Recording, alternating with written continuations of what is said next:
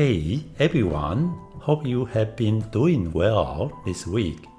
Welcome back to the show. I'm Phillip. Today we are continuing our series on the book Right Kind of Wrong, The Science of Failing Well. We are now in chapter 3, and honestly, this chapter is super practical because it talks about something we all face. How do we reduce complex failure? Complex failure are usually not about people, they are about the system.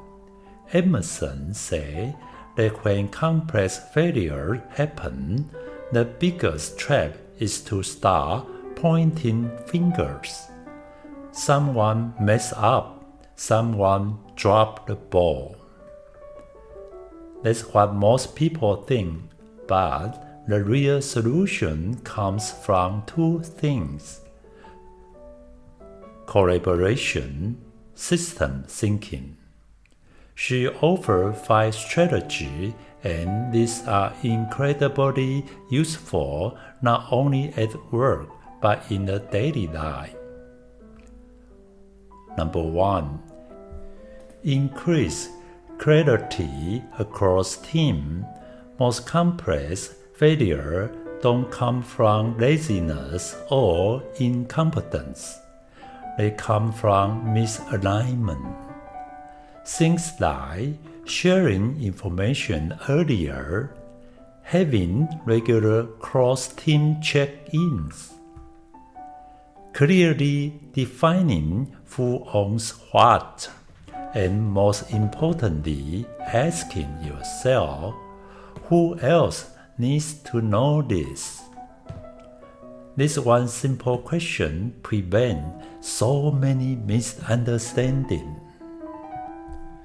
Number 2, create a space where people feel safe to ask questions.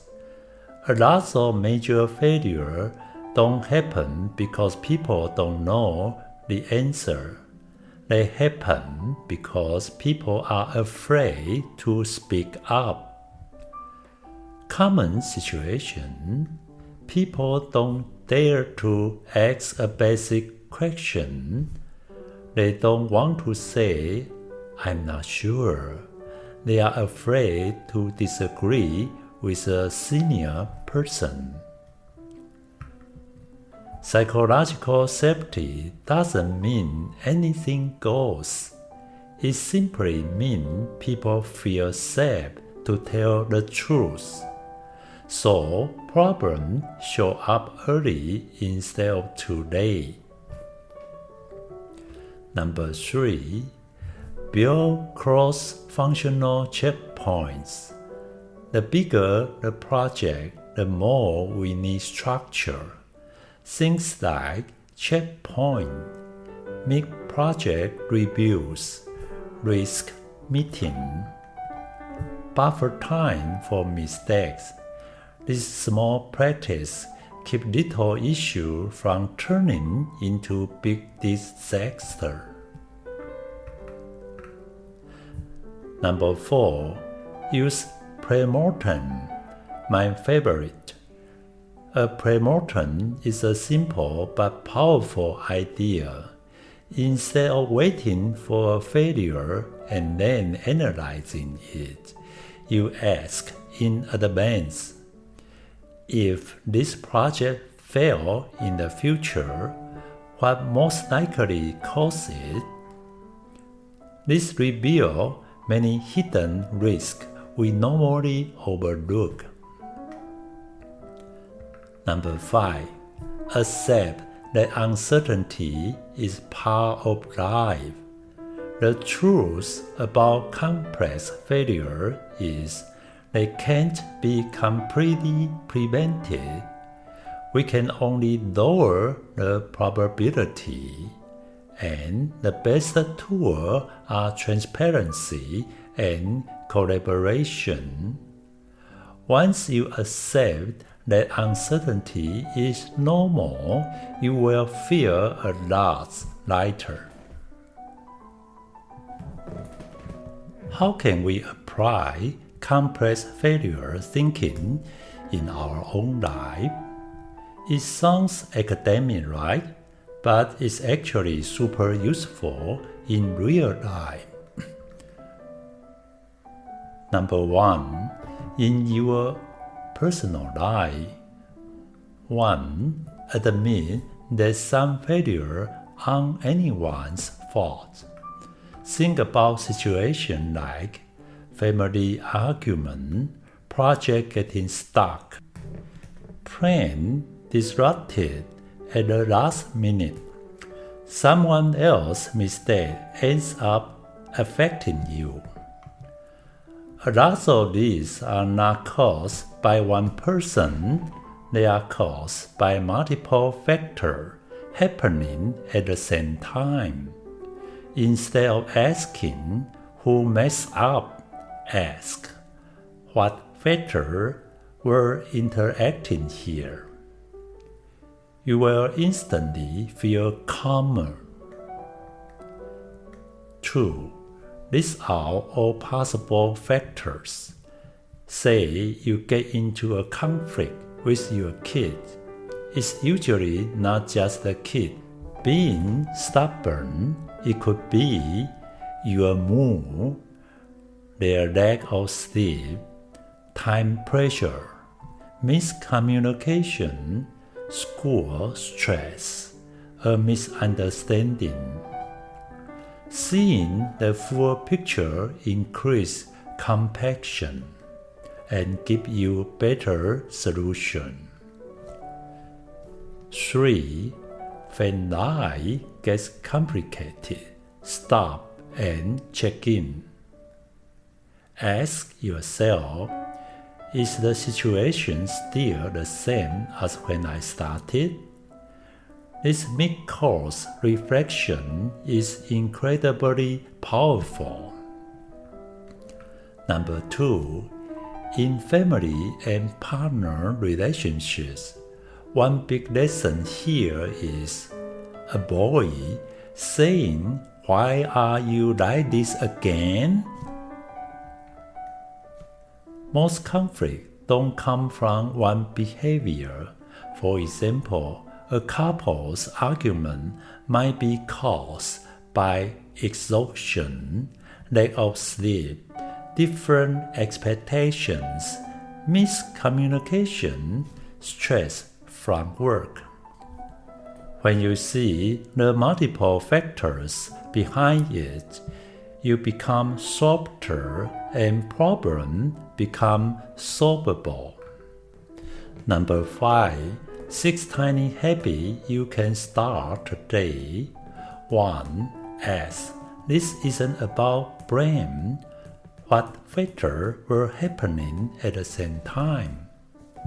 2. Draw a simple factor map on a piece of paper. 3. Share information earlier. 4. Do one cross-law things each week. 5. Run a pre-mortem before starting any project. 6. When you hit a challenge, ask, which part of this can I control? Give it 3 weeks and you will notice you are calmer, you understand others better, fewer conflict, big problems shrink, life get more stable. Chapter 5. Why humans hate admitting mistakes and why they block growth. Edmondson said, the real barrier to learning from mistakes isn't the mistake itself, it's our human instinct. To grow, we need 2 qualities: humility, curiosity. Chapter 5 answer 4 questions. Why do we avoid seeing the truth? How does the brain stop us from learning? How can we strengthen self-awareness? How can we become someone who isn't afraid of mistake? In fact, there are 3 human instincts that get in our way. 1. The self-protection instinct. When someone points out our mistake, we automatically make excuses, blame the situation, deny, protect our ego, take it as a personal attack. This is our brain trying to protect our identity. 2. Cognitive bias. We all have them. Example, confirmation bias, only looking for information that prove our belief. Overconfident bias, thinking we know more than we do. Hindsight bias, I knew it all along. Fundamental attribution error. Blaming others' personality, excusing our own behavior with context. These biases block us from seeing reality. 3. A fixed identity. If you strongly believe I am a smart person, you will avoid anything that might prove otherwise. This leads to fear of mistakes, fear of feedback, slow growth. A fixed identity keeps us stuck. That's it for today. I hope this episode helped you see mistakes in a new way.